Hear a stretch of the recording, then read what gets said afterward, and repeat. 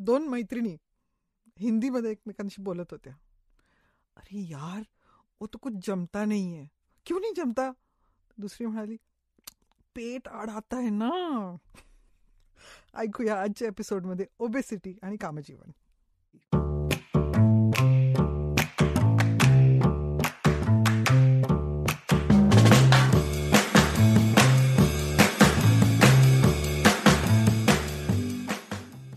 Obesity म्हणजे गरजेपेक्षा वाढलेलं वजन, त्यामुळे बेढप झालेलं शरीर, त्यामुळे सुरू झालेले वेगवेगळे आजार, हे आज तसं म्हणायला गेलं तर प्रत्येकाची समस्या झाली आहे. त्यामुळेच ओबेसिटीमुळे आणि मेटाबॉलिक सिंड्रोम्समुळे कामजीवनावरही परिणाम होतो का? वजन कमी केलं तर कामजीवन परत नव्यानं जागेवर येऊ शकतं का? रुळावर आणता येऊ शकतं का? या सगळ्याविषयी मॅडम आजच्या एपिसोडमध्ये आपण गप्पा मारणार आहोत. तर पहिला प्रश्न तोच येतो, ओबेसिटी, ओबेस असणं म्हणजे नेमकं काय? फक्त जाड असणं म्हणजेच ओबेसिटी? वर्ल्ड हेल्थ ऑर्गनायझेशन आणि जे वेगवेगळे ऑर्गनायझेशन्स किंवा कॉलेजेस आहेत ज्यांनी ओबेसिटीवरती रिसर्च केलेला आहे, त्यांनी वेगवेगळे असे पॅरामीटर्स ठरवलेत की कोणाला ओबीस म्हणायचं. फॉर एक्झाम्पल, एक खूप कॉमनली युज्ड इंडेक्स याला आपण बॉडी मास इंडेक्स असं म्हणतो, म्हणजे आपलं हाईट आणि त्याच्याशी जुळणारं वजन. आणि ते फॉर एक्झाम्पल एशियन्समध्ये आपण आपलं शरीर ॲक्च्युली काही प्रमाणात लहान असतं, त्यामुळे आपल्यासाठी स्पेसिफिकली BMIचं जे रेंज आहे ते 23च्या आत असावं, असं डिक्लेरेशन आहे वर्ल्ड हेल्थ ऑर्गनायझेशनचं. दुसरं म्हणजे की जेव्हा हे BMI 25 to 30 मध्ये असतं आपण त्याला ओव्हरवेट म्हणतो, आणि 30च्या वर गेलं की आपण त्याला ओबीस म्हणतो, आणि 35च्या वर गेलं तर सिव्हिअरली ओबीस किंवा एक्स्ट्रीम ओबेसिटी असं त्याला डेफिनेशन आहे. हे ॲक्च्युली जुन्या रिसर्चवरनं आहे की जसं जसं ओबेसिटीचं हे पॅरामीटर बॉडी मास इंडेक्स हे वाढत जातं तसं तसं त्या पॉप्युलेशन्समध्ये heart disease, high blood pressure, diabetes आणि त्याच्याशी रिलेटेड जे प्रॉब्लेम्स असतात ते वाढताना दिसतात, म्हणून त्यांनी हा इंडेक्स शोधून काढला होता. मोर रिसेंटली आता आपल्याला पोटाचा घेर म्हणजे वेस्ट सकम्फरन्स हा जास्त स्पेसिफिक आहे हार्ट डिझीजशी कोरिलेट करताना, आणि हा टिपिकली आपल्याला एशियन कंट्रीजमध्ये दिसतो. पोट सुटलेलं आहे आणि वरचं सगळं शरीर बारीक आहे, हातपाय एकदम काडीसारखे आहेत, पण पोट मात्र मोठं आहे, आणि त्या लोकांमध्ये सुद्धा हार्ट डिझीज आहे. म्हणजे आपण ज्यांना म्हणतो की स्लिम डायबेटिक्स किंवा स्लिम हार्ट डिझीजवाले, पण ते ओबीस नसतात, पण त्यांच्यामध्ये हे प्रॉब्लेम्स असतात. मग पोटाचा जो घेर आहे तो जास्त कोरिलेटेड आहे आजारांशी, आणि मेटाबॉलिक सिंड्रोम म्हणा किंवा त्याच्याबरोबर घडणारे जे प्रॉब्लेम्स असतात, सेक्शुअल प्रॉब्लेम्स आहे, इरेक्टाईल डिस्फंक्शन आहे, किंवा ऑर्गॅझमिक डिफिकल्टीज आहेत, किंवा पुढे जाऊन हायपरटेन्शन, डायबिटीज किंवा त्याच्या मेडिसिन्समुळे होणारे जे कॉम्प्लिकेशन्स आहेत, पोटाचा घेर त्याच्याशी रिलेटेड असतो. आणि बायकांमध्ये तो 35 इंच आहे आणि पुरुषांमध्ये 38 इंच आहे. ह्याच्या वर जेव्हा आपल्या पोटाचा घेर जातो तेव्हा डायबिटीसची रिस्क वाढते, हाय ब्लड प्रेशर, हार्ट डिझीज, या सगळे रिस्क वाढताना दिसतात. त्यामुळे ओबेसिटी आणि मेटाबॉलिक सिंड्रोम हे आता 2 नवीन शब्द असे घडलेत गेल्या 10-15 वर्षांमध्ये, जिथे आपल्याकडे जास्त आता एव्हिडन्स आलाय की एक प्रकारची चरबी असते, आपण ज्याला विसरल फॅट म्हणतो. 2 प्रकारचे फॅट असतात, एक जी डायरेक्टली चरबीच्या खाली असते. फॉर एक्झाम्पल, आपण आपल्या हातावरची चरबीचा चिमटा घेतला किंवा पोटाच्या कातडीचा चिमटा घेतला, तर चिमट्यामध्ये जी चरबी येते त्याला आपण सबक्युटेनियस फॅट किंवा कातडीच्या खालचं फॅट म्हणतो. पण ॲक्च्युली जी चरबी त्रासदायक ठरते ती विसरल ठरते. विसरल म्हणजे काय की आपल्या हृदयाच्या भोवती जी असते किंवा आपल्या यकृताच्या भोवती जी असते, किडनीजच्या भोवती असते, जे आतल्या ऑर्गन्सला सपोर्ट करते, तिथे जी चरबी असते ती जेव्हा वाढते तेव्हा त्याचं कोरिलेशन हार्ट डिझीज आणि इतर वॅस्क्युलर प्रॉब्लेम्सशी जास्त असतं. फॉर एक्झाम्पल, आपण त्यांना खूपच पोट सुटलंय, बरेच वेळा ज्या बायका मेनोपॉजमधनं जातात ते म्हणतात माझं पोट खूप वाढलंय. त्यांचं वरच्या पोटाशी, म्हणजे ज्यांचा जो शेप असतो ना, आता शेपवरनं पण ठरते ओबेसिटी किंवा फॅट डेपोजिशन तुमच्या शरीरावरती कसं आहे त्याच्यावरनं पण रिस्क ठरते. फॉर एक्झाम्पल, ॲपल शेप म्हणतात. ॲपल शेप म्हणजे काय, तर डायरेक्टली हृदयाच्या खालची जी जागा असते पोटाची तिथं चरबी वाढलेली असते.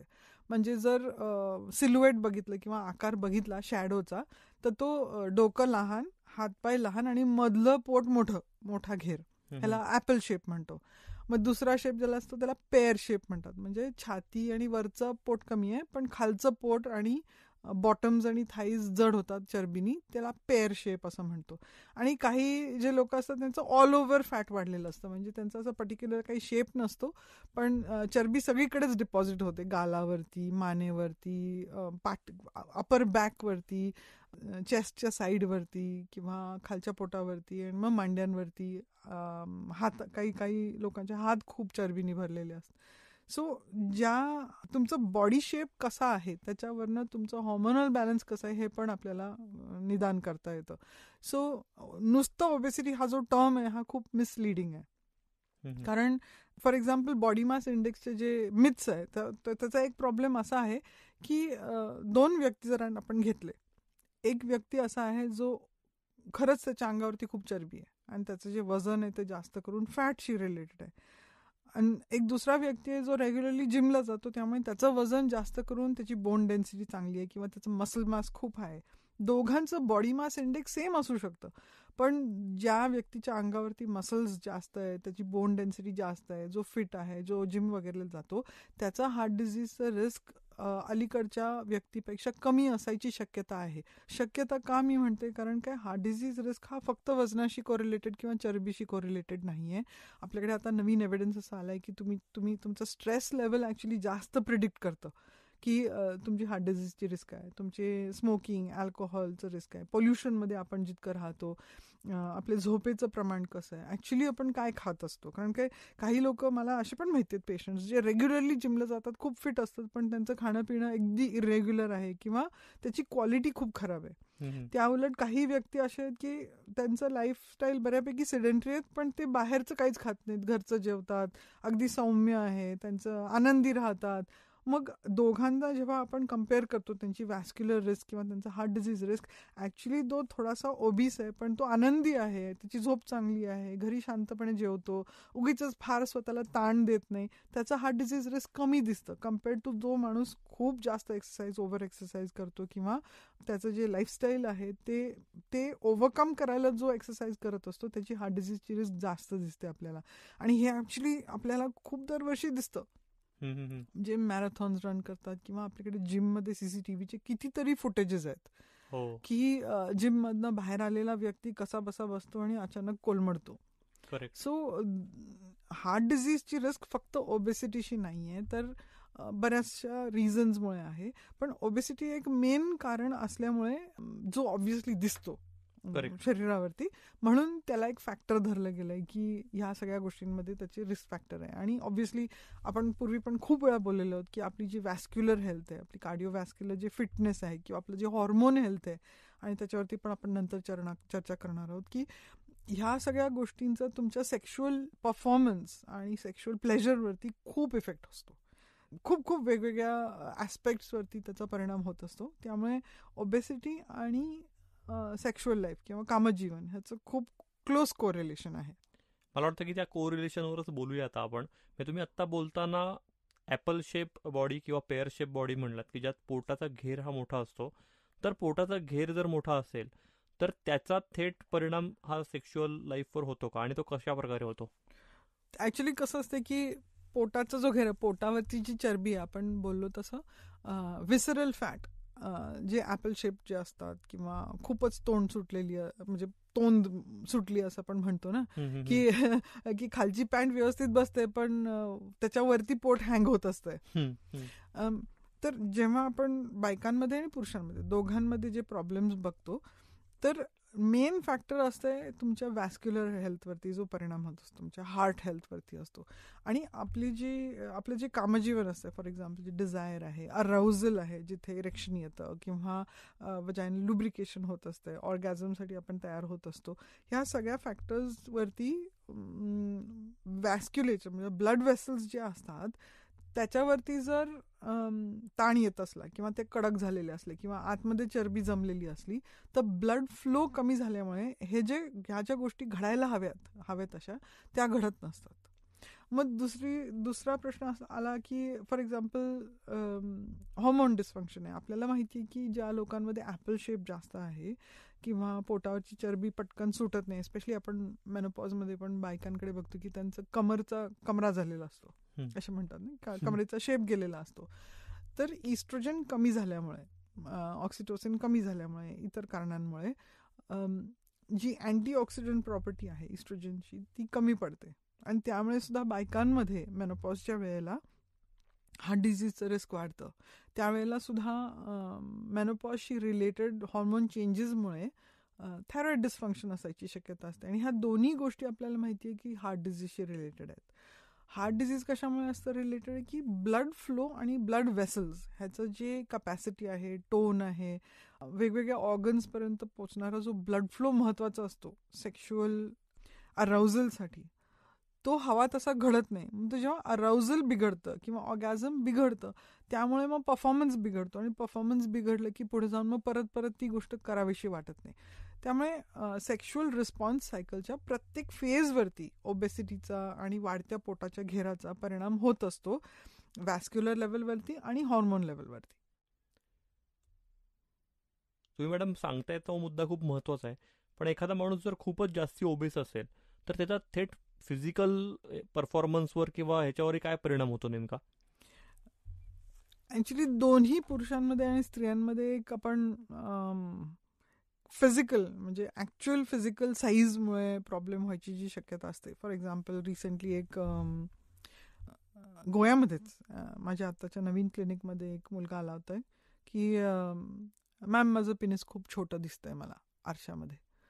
तर हा खूप कॉमन प्रॉब्लेम आहे. आपण पेनिसच्या साईज आणि ह्याच्यावरती जो पॉडकास्ट केला त्याच्यामध्ये की आपण जेव्हा आरशामध्ये बघतो किंवा वरून पेनिसकडे बघतो तेव्हा ते शॉर्ट वाटतं व्हिज्युअल डिस्क्रिपन्सीजमुळे. पण ॲक्च्युली ओबेसिटीमध्ये काय होतं, खूप पुरुष असे असते ज्यांनी त्यांना पेनिस दिसतच नाही कारण काय पोट एवढं मोठं असतं. तर त्याचे प्रॉब्लेम्स अगदी क्लेनलीनेसपासून आहे की जे पेनिस जे दिसतच नाही ते स्वच्छ तुम्ही कसं ठेवणार, ते क्लीन नाही करतायत म्हणजे जी फोरस्किन असते ती अडकायची शक्यता असते किंवा त्याच्या खाली जे स्मेग्मा असतं त्याचं डिस्चार्ज गोळा होऊन तिथे रेडनेस, इन्फेक्शन ह्या सगळ्या गोष्टी व्हायची शक्यता असते. मग पोटवरनं हँग होत असते तिकडे घाम, चिकटपणा, जे तिकडचे डिस्चार्जेस असतात ते तिथे गोळा होतात. मग तिथे इन्फेक्शन्स व्हायची शक्यता असते. खूप वेळेला फंगल इन्फेक्शन्स कॉमन असतात कारण की ओबेसिटीशी रिलेटेड डायबिटीस हा खूप जवळचा इश्यू आहे. प्लस आपलं वातावरण भारतातलं बहुतेक ठिकाणी गरम असतं. मग तिथे घाम गोळा झालं आणि जे हल्ली जीन्स किंवा खूप घट्ट कपडे घालायची जी सवय आहे, बहुतेक आपण बघतो की वरनं पोट खूप मोठं असते पण माझी जीन्स म्हणजे लग्नाच्या वेळेला जी मी घातली पॅन्ट तीच आत्तापर्यंत मला बसते असे क्लेम करणारे लोक पण असतात. सो अनफॉर्च्युनेटली काय होत असते की ते जे ओव्हरहँग आहे वरच्या पोटाचं त्याच्या क्रीजमध्ये घाम, डिस्चार्ज, जुने शेड झाले जे स्किन सेल्स असतात ते गोळा झाल्यामुळे तिथे इन्फेक्शन्स होतात. आणि ते इन्फेक्शन्स होणं, काचणं ह्या सगळ्या गोष्टी घडत असतात. ते फक्त इन्फेक्शन नाही तर त्याच्यावरची जी ट्रीटमेंटसाठी जे आपण मेडिसिन्स वापरतो त्याचा पण परिणाम होत असतो इरेक्शनवरती किंवा पेन किंवा डिस्कम्फर्ट झाल्यामुळे.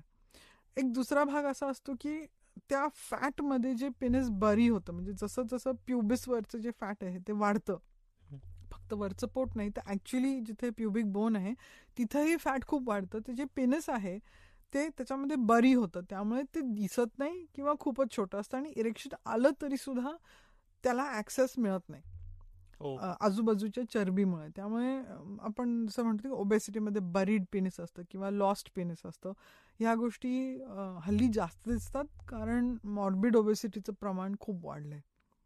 आता स्त्रियांमध्ये पण सिमिलर प्रॉब्लेम्स आहेत. ब्रेस्टच्या खालच्या क्रीसेसमध्ये इन्फेक्शन्स होणं, पोट खूप वाढलंय तर खालची जागा स्वच्छ न ठेवता येणं किंवा ग्रॉईनमध्ये किंवा त्या पोटाच्या ओव्हरहँग खाली होणारे इन्फेक्शन्स, वल्वाच्या आतमध्ये क्लेनलीनेस न ठेवणं. तर खूप वेळेला पेशंट्स मी बघते की आतल्या बाजूला ते डिस्चार्ज तसाच गोळा झालेला असतो, तिथे घाण असतंय, इन्फेक्शन असते, वास येत असतो पण त्यांचा हातही तिथे पोचत नाही कारण की वरचं पोट एवढं मोठं असतं.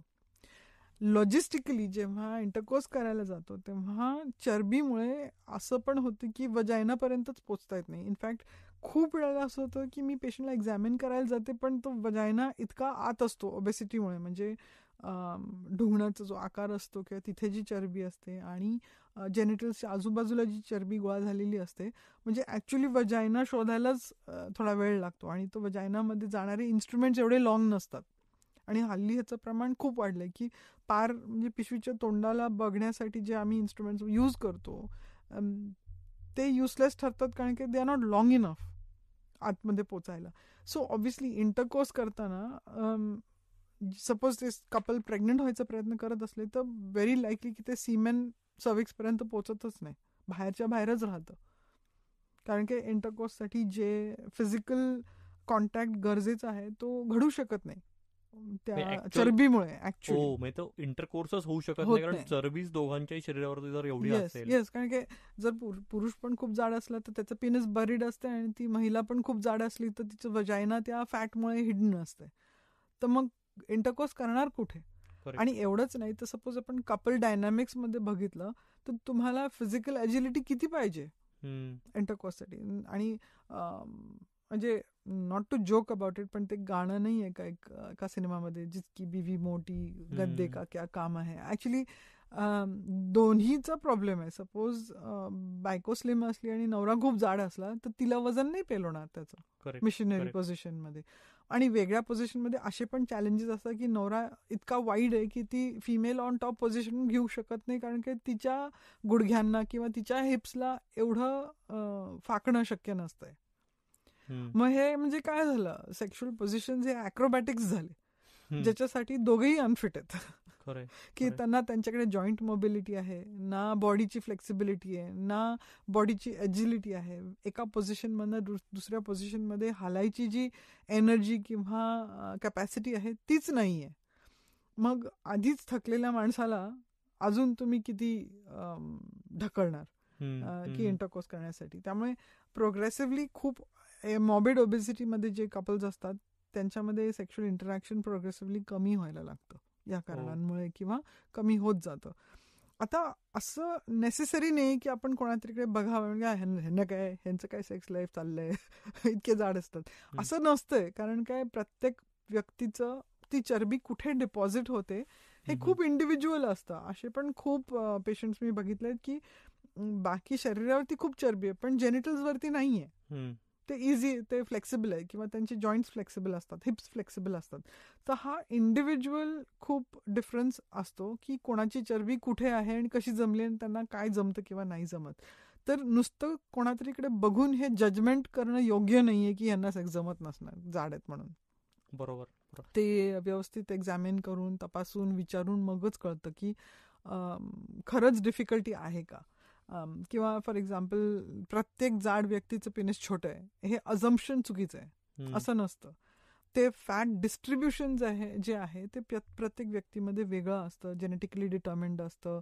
ते काय खातात, कसे खातात, त्यांची मुवमेंट लेवल काय आहे, एक्सरसाइज करतात का नाही करतात, ह्या सगळ्या गोष्टींवरती ते अवलंबून असतं की नंबर वन फिजिकल कॅरेक्टरिस्टिक्स जेनिटल्सचे, ॲक्सेसिबिलिटी किती आहे, त्याचा सेक्शुअल रिस्पॉन्सवरती काय इफेक्ट आहे आणि कुठल्याही कपल इंटरॅक्शनमध्ये त्यांच्यामध्ये किती एजिलिटी आहे किंवा किती स्ट्रेंथ आहे त्या वेगवेगळ्या पोझिशन्समध्ये, किंवा इंटरकोर्स नॅव्हिगेट करायची जी अबिलिटी आहे ती किती आहे, ती प्रत्येक कपलमध्ये वेगळी असते.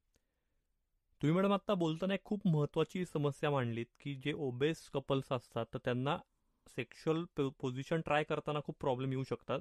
तर मग यांनी करायचं काय? कारण तुम्ही म्हणता तसं मॅन ऑन टॉप होऊ शकत नाही कारण त्या बाईला ते वजन झेपू शकत नाही.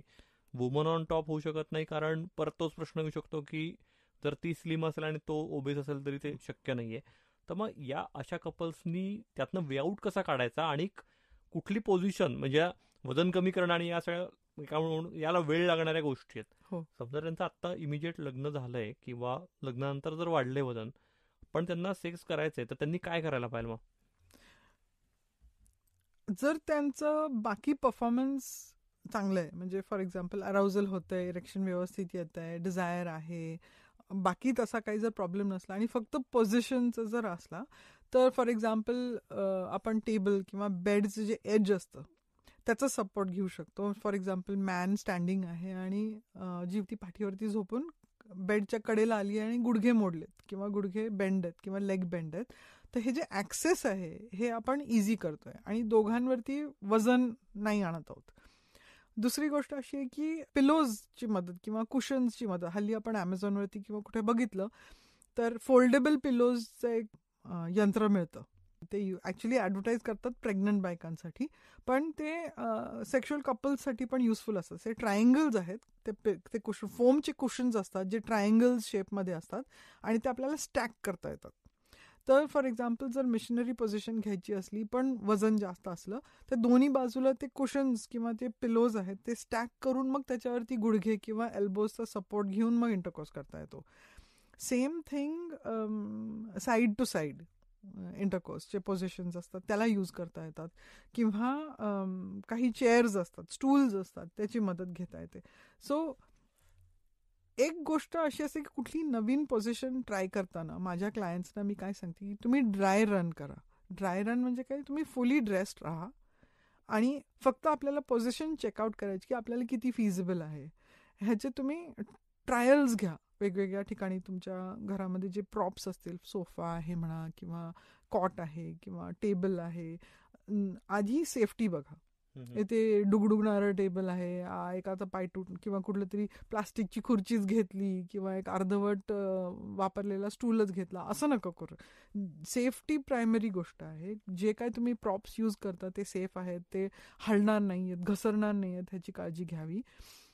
फुली क्लोथ्ड असताना तुम्ही जे यूज करणार आहेत कुशन्स किंवा सपोर्ट्स ते वापरून बघावेत की हो आपल्याला सूट होत आहे ना, आपले हिप्स सपोर्टेड आहेत ना, एल्बो सपोर्टेड आहे ना, शोल्डर व्यवस्थित सपोर्टेड आहे ना, हिप्स जास्त उगीच ओव्हर स्ट्रेच होत नाही आहे ना. आणि मग ह्याचा ॲडव्हान्टेज असा होतो की जेव्हा आपण अराउज्ड असतो आणि सेक्शुअल पोझिशनमध्ये असतो तेव्हा आपण फंबल करत नाही. कारण की बहुतेकदा पुरुषांचं इरेक्शन जाणं किंवा स्त्रीचं अराउजल जाणं, लुब्रिकेशन जाणं, हे त्या फंबलिंगमुळे आणि परफॉर्मन्स अँझायटीमुळे डिस्ट्रॉय व्हायची शक्यता असते किंवा निघून जाण्याची शक्यता असते. जर ते ड्राय रन करून प्रॅक्टिस केलेली असते पोझिशन आणि त्याच्यामध्ये कॉन्फिडन्स असला तर ॲक्च्युली जेव्हा इंटरकोर्स करायला जातात तेव्हा त्या पोझिशन्सला यूज करताना संकोच वाटत नाही किंवा त्याच्यामध्ये कॉन्फिडन्स आलेला असतो, त्यामुळे मग अराउजलचा लॉस होत नाही. आता ज्या कपल्सना फॉर एक्झाम्पल अराउजलमध्ये डिफिकल्टी आहे किंवा त्यांना मेडिसिन्स घ्यायची गरज आहे किंवा ज्यांचं मॅस्टरबेटरी एक्सरसाइजेसमध्ये प्रॅक्टिस करणं गरजेचं आहे, त्यांच्यामध्ये आपण एक मेल ट्रेनिंग पोझिशन आणि फिमेल ट्रेनिंग पोझिशन आपण शिकवतो. तर त्यालासुद्धा सपोर्ट्स यूज करणं खूप गरजेचं असतं. फॉर एक्झाम्पल बहुतेक लोकांची ज्यांचं वजन जास्त असतं त्यांना बॅक प्रॉब्लेम्स असतात, पाठदुखीचा. सो बॅक सपोर्ट यूज करणं आणि मग जो आपला पार्टनर आहे, सपोज फिमेल ट्रेनिंग पोझिशन म्हणजे कशी की जो पुरुष आहे तो पाठ टेकून बसलेला आहे आणि जी स्त्री आहे ती त्याच्या पायाच्या मध्ये पण पाठ टेकून त्याच्या अगेन्स्ट बसलेली आहे आणि मग आपण फिंगर्सनी जेनिटल एक्सप्लोरेशन करत असतो. ही फिमेल ट्रेनिंग पोझिशन आहे जी आपण सेक्स थेरपीमध्ये बऱ्याच वेळेला एक पार्टनर्सना शिकवत असतो की कसं एकमेकांना एक्सप्लोअर करायचं, कसं ब्रेस्ट स्टिम्युलेशन करायचं, कसं जेनिटल स्टिम्युलेशन करायचं. तर असं करत असताना सुद्धा ओबीस कपल्सना किंवा ओव्हरवेट कपल्सना लक्षात घेणं गरजेचं आहे की आपले बॅक सपोर्ट चांगलं पाहिजे. सेकंड म्हणजे ॲक्सेस व्यवस्थित पाहिजे, म्हणजे असं खूप गादी इतकी सॉफ्ट नको की तुमचं वजन त्याच्यामध्ये घुसतं. फर्म कॉट पाहिजे, फर्म सरफेस पाहिजे, म्हणजे त्याच्या रेझिस्टन्सवरती तुम्ही बसून एकमेकांना एक्सप्लोअर करू शकता. नाहीतर कुठेतरीच हात लागला, कुठेतरीच काहीतरी केलं, काहीच दिसलं नाही, असं परत झाल्यामुळे काहीच शिकायला मिळालं नाही, असं होतंय. तसंच मेल ट्रेनिंग पोझिशन म्हणजे जो पुरुष झोपलेला आहे आणि जी फिमेल आहे ती जेनिटल फॉन्डलिंग करते किंवा एक्सप्लोरेशन करते. ह्याचा एक प्रॉब्लेम असा असू शकतो की पोटाचा घेर वाटेत येतो किंवा जी प्युबिक सिम्पसिसवरती जी फॅट आहे ती एक्सप्लोरेशन अलाउ करत नाही.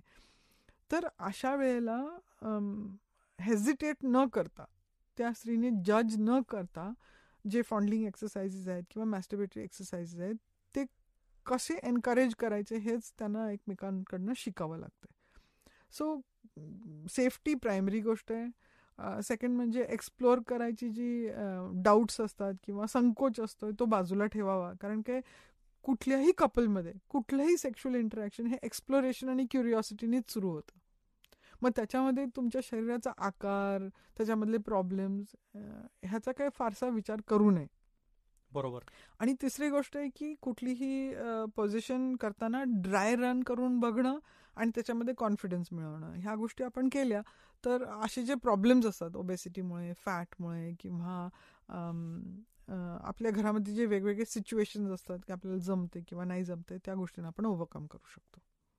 अगदी महत्वाचा मुद्दा म्हणजे की स्वतःला ऍक्सेप्ट करणं, स्वतःच्या शरीराला ऍक्सेप्ट करणं आणि तसंच पार्टनरलाही ऍक्सेप्ट करणं फुल्ली, हे महत्वाचं आहे. ऍब्सोल्युटली.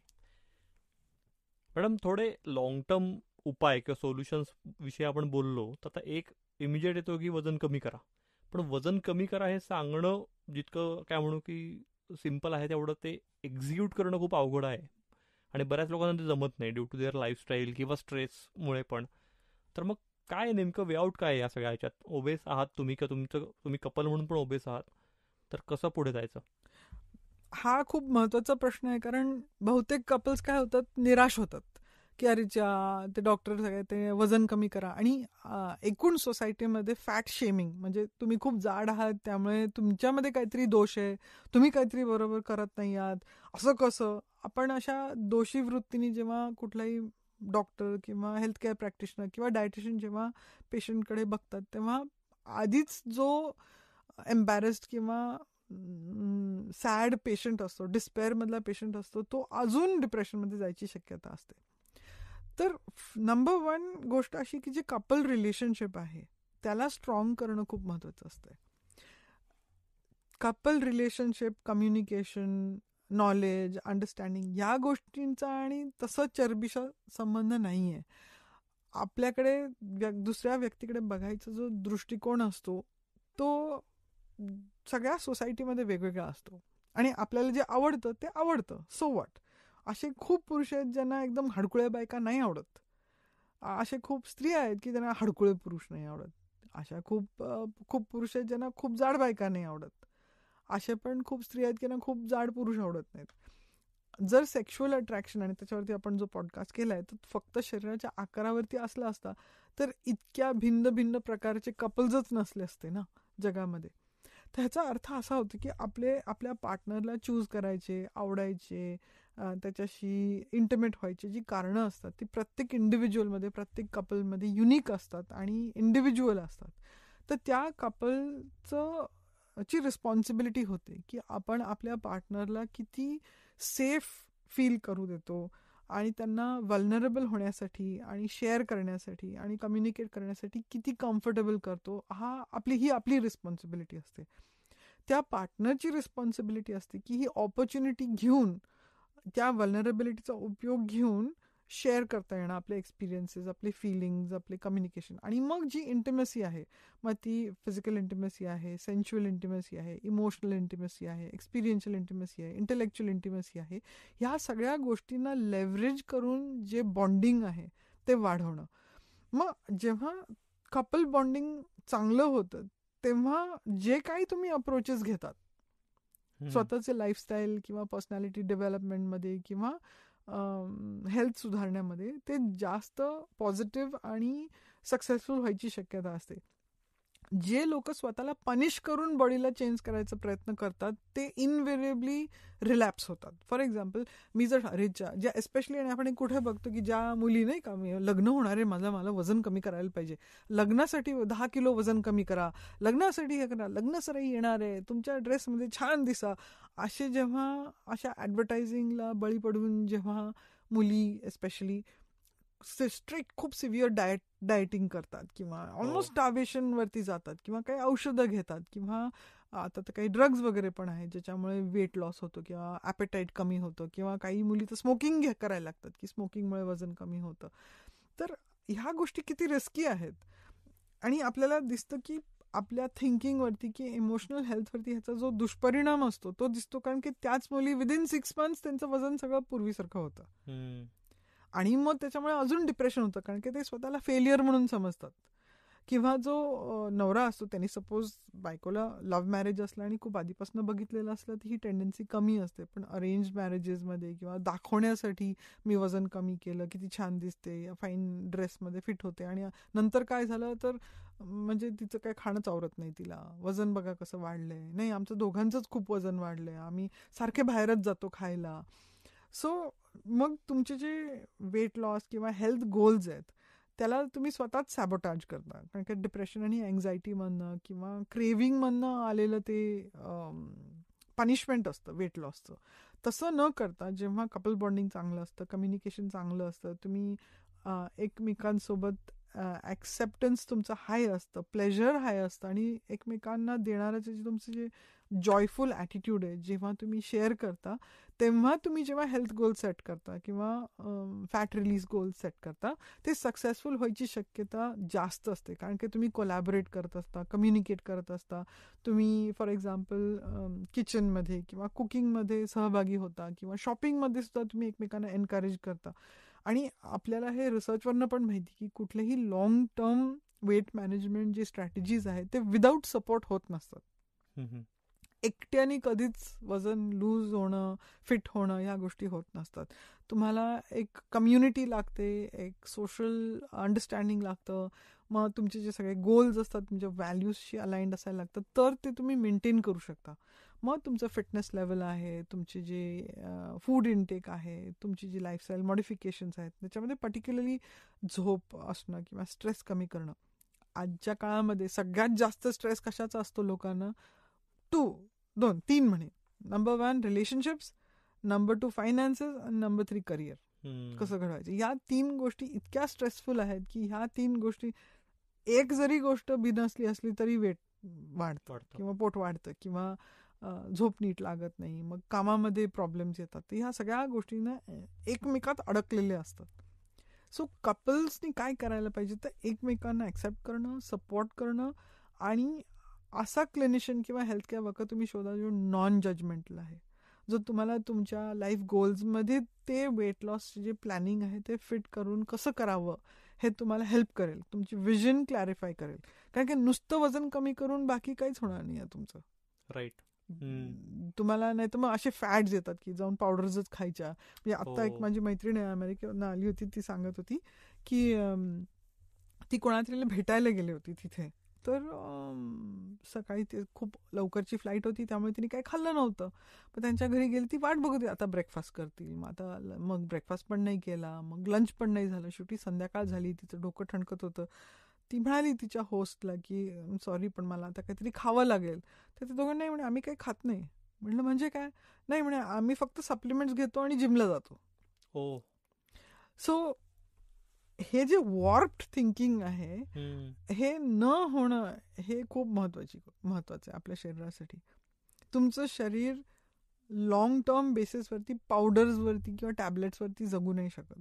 त्याला आहाराची गरज असते. जर तुमचा आहार चांगला असेल तर तुमची मनस्थिती चांगली असते. जर तुमची मनस्थिती चांगली असली तर तुमची नाती चांगली होतात. जर तुमची नाती चांगली असली तर तुमचं काम सफल होतं. जर तुमचं काम सफल असलं तर तुमचे फायनान्सेस सफल होतात. हे सगळं एकमेकांशी खूप क्लोजली रिलेटेड आहे. सो ओबेसिटीला फक्त वजनाचा प्रॉब्लेम आहे असं न बघता हा आपण कायम जसं म्हणतो तसं बायो सायको सोशो कल्चरल असा इश्यू आहे. आणि त्या सगळ्या गोष्टींना 360 डिग्री होलिस्टिक केअरच्या पद्धतीने जर बघितलं तर त्याच्यावरती आपण